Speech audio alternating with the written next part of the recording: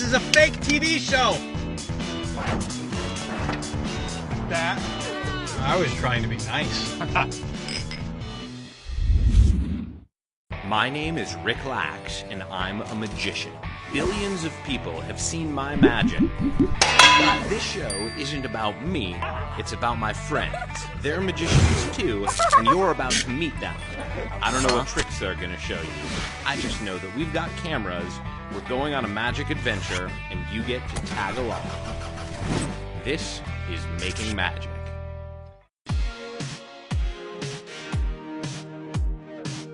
Justin, what are you doing here?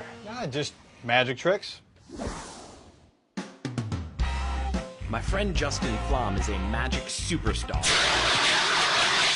He performs for millions of people in the country's biggest venues. But today, he's hanging out with us. Do you do the voodoo doll trick? I did it in New Orleans. They take that very seriously then. Right. The voodoo doll trick where you lay a simple voodoo doll like this, and you can get more by taking a piece of their hair or attaching something to it, but you just slowly It's so deceptive because make you would that think, voodoo doll yeah, you'd think it's stand a up. thread, but this one's not a thread. Right. There you go. You shoot it like that. That's why I love magic shops, because there's like things To play with? on the wall that you can play with. Like that box probably does something. If you can make a silk disappear, I can make it reappear in here. The white one? Yeah, go for the white one. This is the classic vanishing silk. Yep. You push it in the top like so. And throw it in the box. That's pretty good. We didn't even rehearse that. It is good. Not bad. Look who's outside. Oh my goodness. It's Tommy Wynn. How's it going, man? Good to see you. What's What brings happening? you here? Doing cut and restored rope. Let's see it. Here we go. Well, with This like, is giant thick Yeah. rope. right? But it's great. You see it like all the way in the back row. Yeah. I'm gonna try first making cut restored rope. Gosh, it's been a while for me. When's the last time you did that? It's probably been 20 years. So now you can cut that. Yeah. I'm still on track, right? Just like this. Cut, cut, cut. Snip, snip, snip. And then we cut once in the air. What? Cut once in the air, good. And then again in the air. And then we're back to where we started. That was That, good. yeah, Right? not That was bad. really good. When I was performing this overseas, you have to be able to do 5 shows in a row like that. If you're using scissors, you're slowly cutting your rope up and you run out of rope. Got it. So then you create a piece of rope magic that doesn't use any scissors. This is one where you can. Grew up in Minnesota, very cold there. You can actually freeze your ends off. End up with a rope with no ends. Right there. We can make ends meet. Oh, I love the Justin 10-year-old patter. I imagine your dad teaching you like about that saying, making ends meet. Now it almost looks, right? It's that optical illusion. A lot of people ask if magic is an optical illusion. It's not, it just looks like one. It almost looks like the ends are on the rope there, but you can see that they just melt There we go. onto the rope. Those are actually really good moves. This is the one that I just do. Grab one side of the I will. rope. You grab the other side of the rope. Tug on the rope. Make sure it's solid. Here you go. Not tug of war. We're just checking out a rope. All right, watch. We're gonna take the 2 edges of the rope. Right. This is actually we put the 2 edges up towards each other like so. Would you say that's fair? Yeah, that's Okay. fair. Would you say that's fair? It's fair. Good. All right. We're gonna take the bottom of the rope. We're gonna bring it up through the hands and go ahead. Take the scissors. Oh, and you made the big scissors appear. Yeah, That's the best part well, so far. Somebody else did, but I'll take the credit for Go it. for it. Okay, so go ahead, cut the rope right in the center. There you go. All right, and it's even, perfectly even. Okay. Something like that. That's Ricky's fault. There He you didn't go. do it Go even. ahead, tie the 2 edges of rope together. You got it. Just make a knot. Pull it taut. Make one more knot so they don't come undone. You got it. All right, this is where it gets exciting. You hold on to that side there. You hold on to that side there. All right, hold the rope. Now we're gonna make the rope levitate. Okay. There you go. There you go. The rope's levitate. All right, hold up there. Hold up. Watch the knot. Keep an eye on the knot. Right. Watch. You know what that did? Nothing. Looks good. Yeah. Ooh. It moves. Grab the knot. Okay, good. Hold the knot. Hold it, right? Next part's really important, right? I'm ready. Drop the rope. What are you doing? I'm talking to him. He's right over here. I'm looking right at him. Usually people go crazy for that part. So, This is a very tough crowd. It's a tough crowd. It could be the funniest thing Usually it's ever, like 4 but or these 5 guys, minutes. yeah. Okay, drop the rope. There you go. All right, your part. You pull the rope through the knot, and the rope will magically restore itself. There we go. There That's we it. That's go. my cut and restored rope routine. When I do it for a live audience, there's like 17 more jokes.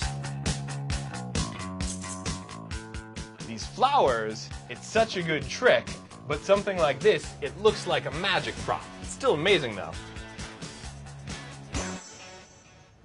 That is Right? Yeah. But where would it work outside of a magic store? It would just look like fake flowers. Because they are fake flowers. I think trying to get the audience to believe what we do is real has held us back further than anything else. A lot of people think that what we're doing is real. Like, I sawed my baby in half, and they go, fake. This is just a trick. we know. Yeah, I'm not. know. I'm not trying to pass it off as real. There was a time in college where 2 magicians came to town. It was a mind-reading couple, and they did really good. So I went back to the dorm room with 3 girls, one of whom I really liked, and then I did magic for her, and I passed it off like I had real powers, which I don't usually do. And she cried. She was breaking down, and I felt this thing that I've never felt before. This power that I could right now convert her to any religion I wanted to, and I hated it. It really made me afraid, and it made me understand just how easy it is to manipulate people. So you're just not cut out to be a mentalist. I'm not cut out for it. What's your process like for creating a magic trick? It's very simple. I remix old tricks. Sometimes you can take a classic of magic and just add a different presentation. Does this look like a magic trick prop? No, Looks pretty real, doesn't it? looks great. I have a story currently about my dad teaching me this trick. But the thing is in the show, you don't realize that it's my dad until the very end of the story. But people really like the idea that tricks are passed down or learned. And this really is a trick that my dad taught me.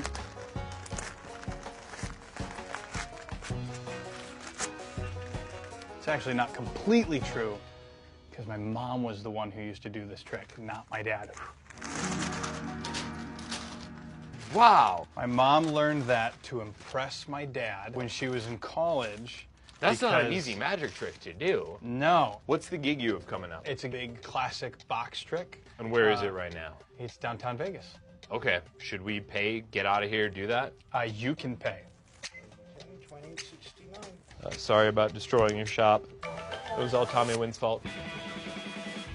I moved to Las Vegas because I love the history of the town and I wanted to be close to just other magicians. I don't want to work here. And that boggles people's mind that you don't want a Vegas show. They say, why do you live in Las Vegas? Well, the people who live in Nashville, if you want to be a songwriter, that's where you live, Nashville. If you want to be a magician, you have to go to where the guys are creating the magic. So if you don't want the Vegas show, what would you want? What's the 10-year goal? The big audacious goal, the big crazy dream of a goal is to do a tour of arenas. Because after I performed in Madison Square Garden, opening for a band on their tour, arenas and amphitheaters are the most addicting thing. So that the magic tricks you would do for 20,000 people surrounded? You'd think you have to do a giant, like, saw of death or something like that, but you don't.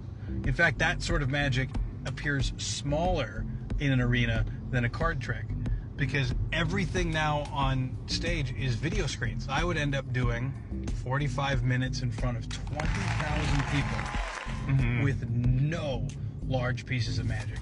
And the reason is, it's incredible pieces of magic with great hooks that use people. And the focus isn't me, and it's not even the magic. It becomes the people and the reaction to the impossible. What do you think makes a trick successful? How do you know it's good?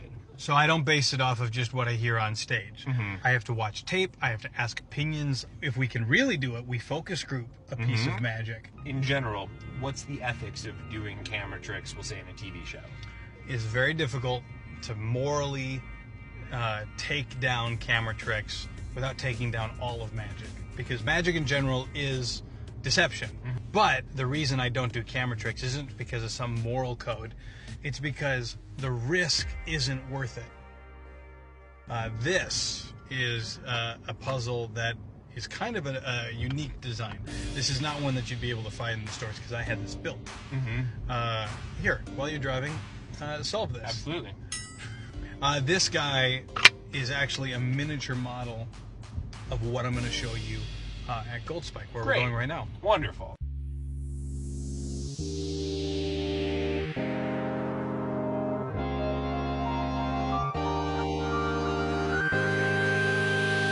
A week from now, Justin is going to be performing this trick for a couple thousand people. You guys get a sneak preview right now. Here is Justin. What's up? All right. This is a nice peek behind the curtain. This is a giant puzzle box, kind of like one of those puzzles you get when you're a kid, where if you move all the pieces in the proper position, it opens up and there's something inside. There's a tube going through. You can see all the way. Hi. There's even a tube going through the bottom half. If you bring that camera around, you can get down. Howdy. All that I have to do is put all the pieces in place and solve the puzzle. Looks like this. If I move this piece up like that, that unlocks that piece to move over, in which case I get to take that top tube out.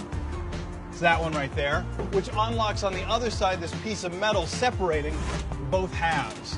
There's still that tube in the bottom.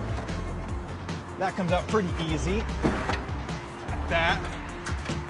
Then it gets a little bit more intricate. That piece moves over, that piece pops in, goes down, and then there's Allie.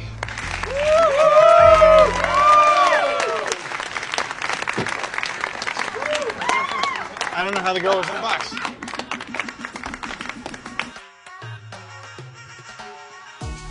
Great trick. Good job, guys. Cheers. Wow. The only way we perform this trick is if you actually put your hand in it. All right, here we go. Now put your hand Here we go. here. This blade, if I come down, you can actually feel Sure can. right there. Absolutely. And I go 1, Uh-huh. 2, 3 days ago when I was doing this. You see, that's the joke. And part of the magicians thing. have been doing that bit for 100 years. Yes, they have. Uh-huh. And the blade goes right through, pull your hand out, and you can see the blade still. Yes!